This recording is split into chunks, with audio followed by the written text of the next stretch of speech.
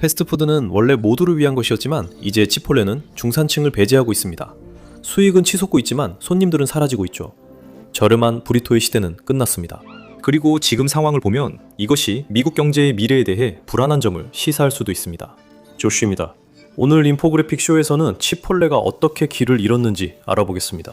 2024년 소셜미디어에는 치폴레 직원들이 대공황 시절 배급 같은 양의 음식을 제공하는 영상이 넘쳤습니다. 밥은 반 스쿱, 슬프게도 한 줄기 스테이크가 상추 더미 아래에 묻혀 있었습니다.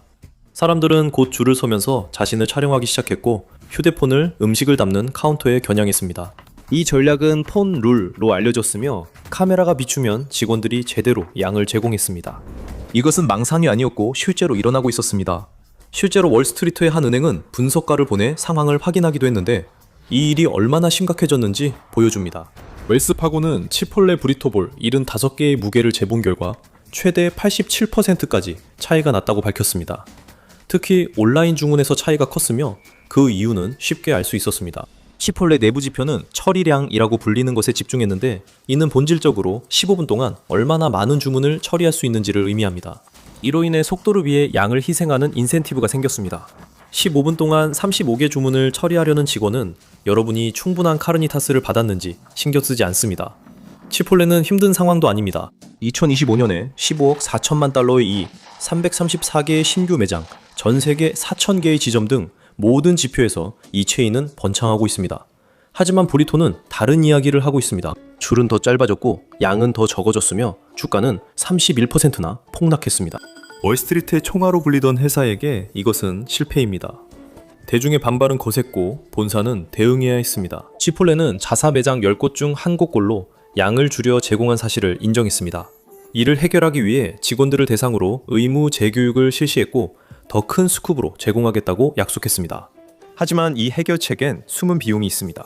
인간 노동자에 의존하는 대신 이 회사는 1억 달러 규모의 벤처 펀드 일부를 로봇 스타트업에 투자해 분량 조절을 자동화했습니다.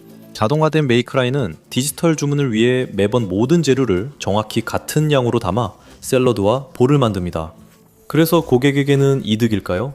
꼭 그렇지만은 않습니다. 로봇은 일관성을 보장했지만 일반적인 분량이 회사에 비용 부담을 줬고 음식이 많을수록 재료비도 늘었습니다. 그 비용은 결국 소비자인 여러분이 부담했습니다. 치폴레는 가격을 여러 번 인상해 7단어였던 점심이 이제 12, 16달러가 됐습니다. 틱톡 세대는 제대로 된 브리토볼을 위해 싸웠지만 이제 감당하기 어렵게 됐습니다.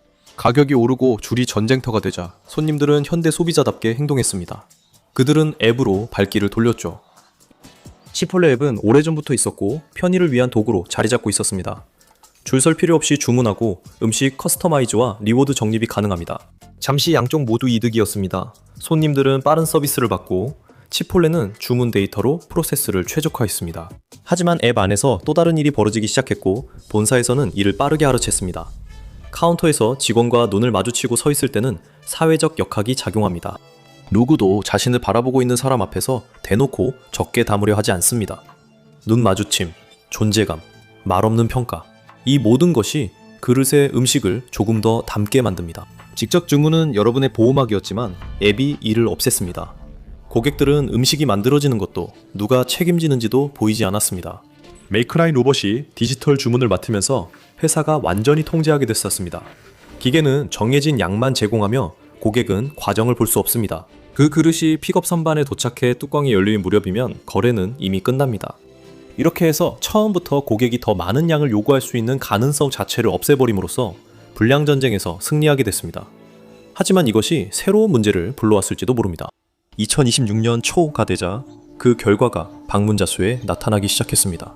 저소득층 고객의 방문이 급격히 줄어든 것이죠. 예전엔 일주일에 두어 번 치폴레에 오던 사람들이 없어졌습니다. 그들은 가격이 부담스럽거나 양이 줄었거나 아니면 이 모든 과정에 지쳐버렸습니다. 바로 이 순간 미국의 다른 모든 패스트푸드 체인점들도 똑같은 선택을 했습니다. 너무나도 뻔한 선택이죠. 바로 가성비 세트를 도입한 겁니다. 5달러 세트 1+1 행사 등 손님을 다시 부르기 위해 무엇이든 했습니다. 맥도날드는 2024년 5달러 세트 메뉴를 도입했고 타코벨과 웬디스도 가성비 세트 메뉴를 출시했습니다. 이는 저소득층 고객 지출 감소에 대응한 패스트푸드 업계의 전략입니다. 하지만 치폴레는 정반대의 길을 택했습니다. CEO 스콧 보트라이트는 소비자 데이터를 다시 분석했고 모든 것을 바꾼 사실을 발견했습니다. 치폴레에 남아있는 핵심 고객의 60%가 연간 10만 달러 이상을 벌고 있었습니다. 2026년 2월 보트라이트는 실적 발표에서 우리는 고객이 원하는 식사 방식을 제공하며 이를 더욱 강화하겠다고 투자자들에게 밝혔습니다. 즉 전략은 옛 고객을 되찾기보다 새로운 현실에 맞춰 사업을 구축하는 것이었습니다. 이것이 경제학자들이 말하는 K자형 경제입니다. 개념은 간단합니다. 큰 경제적 충격 이후 회복은 모두에게 똑같이 찾아오지 않습니다. K의 윗부분은 계속 상승합니다. 더 높은 소득, 더 많은 소비, 그리고 더 많은 자산. 반면 아래쪽은 계속 하락합니다. 낮은 임금, 줄어드는 구매력, 그리고 점심 같은 것에 쓸 돈이 더 적어집니다. 이걸 급강하하는 여객기라고 생각해보세요. 고도를 잃고 있을 때 합리적인 행동은 불필요한 짐을 버리는 것입니다. 비합리적인 행동은 이코노미석 좌석을 뜯어내서 더 무겁고 더 화려한 1등석 라운지를 만드는 겁니다. 치폴레는 후자를 선택했죠. 그들의 논리는 연간 약 10만 달러를 버는 평균 소비자는 이런 변화를 모를 거라는 것이었습니다. 그들은 이미 인플레이션을 반영한 임금을 받고 있었고 보트라이트의 발언은 빠르게 확산됐습니다. 비평가들은 회사가 많은 이들이 의심하던 사실을 인정했다고 했습니다. 치폴레는 더 이상 평범한 사람들의 공간이 아니었습니다. 보트라이트는 나중에 가격 전략에 대한 잘못된 정보라고 해명했지만 실적 발표 통화의 공개 오디오에서 그 발언이 분명히 그의 것임이 드러났습니다. 기업들이 비공개로 누가 무엇을 받고 누가 제외되는지 결정하는 비하인드 스토리가 궁금하다면 좋아요와 공유, 구독으로 더 많은 이야기를 놓치지 마세요. 그렇다면 사람들은 도대체 왜 처음부터 치폴레볼 하나에 16달러에서 18달러까지 기꺼이 지불하려는 걸까요? 그 답의 일부는 소득 상위층에서 일어나고 있는 제약 혁명에 있습니다. 오젬픽과 위고비 같은 GLP-1 계열 약물은 원래 당뇨병 환자들을 위해 개발됐지만 이후 부유한 미국인들 사이에서 체중 감량 도구로 엄청난 인기를 끌고 있습니다. 2020년대 중반에는 수백만 명의 고소득 미국인들이 이 약을 사용하며 식습관도 바꿨습니다. GLP-1 약물 복용자들은 전반적으로 덜 먹지만 식사를 할 때는 단백질과 영양이 풍부한 음식을 더 원하게 됩니다. 이들은 값싼 칼로리나 지방 대신 다량 영양소를 따지게 됐고 바로 그 지점에서 치폴레의 노스스타 브랜드가 힘을 발휘했습니다. 치폴레는 깨끗한 음식과 재료, 고단백 식품으로 자신을 알렸습니다. 크리스 브렌트 치폴레 최고 브랜드 책임자는 GLP-1 약물 복용자들도 치폴레의 타겟 인구 집단에 포함된다고 밝혔습니다. 2025년 말 치폴레는 고단백 전용 메뉴를 출시했습니다. 치킨 엘파스토로와 같은 한정기간 메뉴는 즉시 팬들의 사랑을 받았습니다. 내부 데이터에 따르면 특별 메뉴를 산 고객이 그렇지 않은 고객보다 더 많이 쓰고 더 자주 방문하는 것으로 나타났고 치폴레의 중요한 선택을 요구했습니다. 치폴레는 조용히 자신들을 부유한 기술업계 종사자들과 식욕 억제제를 복용하는 전문가들을 겨냥한 다량 영양소 중심 브랜드로 다시 자리매김했습니다. 한편 노동자 계층이 즐기던 저렴하고 든든한 식사는 뒷전으로 밀려났습니다. 부유한 고객들은 큰 브리토를 원하지 않습니다. 그들은 GLP-1 식사 시간대에 잘 맞는 적당한 크기의 볼에 단백질 45g이 들어있길 바라며 이를 위해 17달러를 지불합니다. 그렇다면 치폴레가 그동안 잃어버린 저소득층 고객을 다시 끌어들이기 위한 계획은 무엇일까요? 바로 컵, 정확히는 단백질 컵입니다. 가격은 2달러 82센트입니다. 이것은 작은 플라스틱 컵에 고기만 담겨있는 제품입니다. 밥도 없고 콩도 없고 과카몰리도 없고 쌀사나 사워크림도 없습니다. 그냥 고기만 들어있는 컵입니다. 단백질 컵은 치폴레를 정가로 사기 부담스러운 예산 민감 고객을 위한 입문용 제품으로 소개됐습니다. 이 제품은 3달러 50센트짜리 기본 타코보다 다소 비쌉니다. 솔직히 식사로는 타코가 더 만족스러울 것 같습니다. 1993년에 회사가 처음 시작했을 때 개념은 단순했습니다. 책임감 있게 조달된 건강한 재료로 만든 수제 맞춤형 식사를 합리적인 가격에 즐길 수 있었습니다. 30년이 지난 지금 3달러 82센트에 고기 한 컵을 살 수 있습니다. 사이드 메뉴인 단백질 컵은 치폴레 경험의 시작점이 아니라 그곳을 감당할 수 없는 이들에게 정중히 출구를 알리는 표지판입니다. 이 제품의 디스토피아적인 특성은 거의 완벽에 가깝습니다. K자형 경제에서 부유층은 프리미엄 단백질과 브랜드 웰빙 스토리가 담긴 맞춤형 볼을 받습니다. 노동계층은 배급 컵을 받죠.